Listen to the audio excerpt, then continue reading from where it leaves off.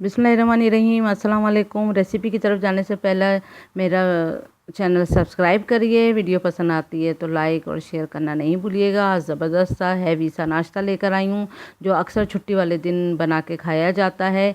तो यहाँ पर मैं आलू की तरकारी लाई हूँ, लेकिन आपको इन सब चीज़ों का लिंक मैं वीडियो के आखिर में दूँगी। तो अब आते हैं हम आलू की तरकारी की रेसिपी की तरफ। तो यहाँ पर मैंने 4 अदद आलू लिए हैं मीडियम साइज़ के, और देखें आप, इसको मैंने अनइवन सा काट रही हूँ।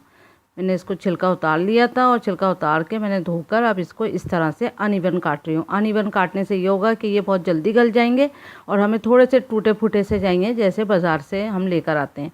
लाल मिर्चें, कुटी हुई लाल मिर्च 1 टेबल स्पून, सौंफ 1 टीस्पून, पिसा हुआ भुना हुआ ज़ीरे का पाउडर 1 टेबल स्पून, हल्दी पाउडर 1 टीस्पून, कलौंजी जो है 1 टेबल स्पून, धनिया पाउडर जाएगा 1 टीस्पून, चाट मसाला जाएगा 1 टीस्पून, नमक जाएगा ½ टीस्पून।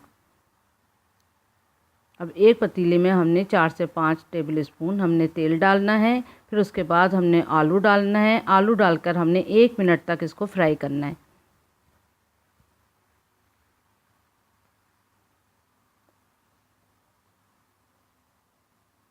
जब 1 मिनट तक आलू फ्राई हो जाएं तो हमने मीडियम आंच रखिएगा, बहुत फुल आंच नहीं रखिएगा।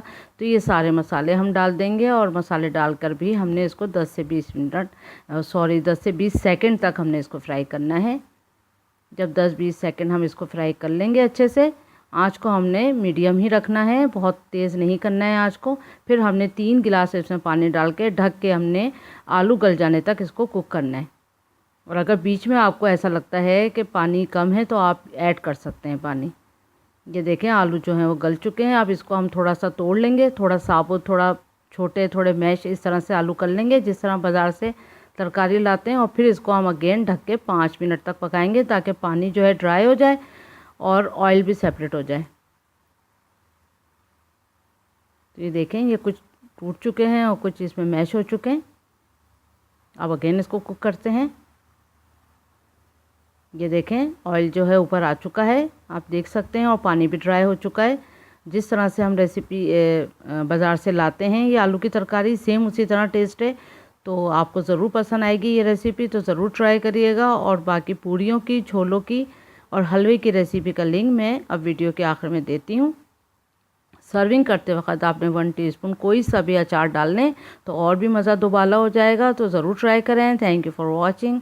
लाइक करें, सब्सक्राइब करें, शेयर करें। अल्लाह हाफिज़।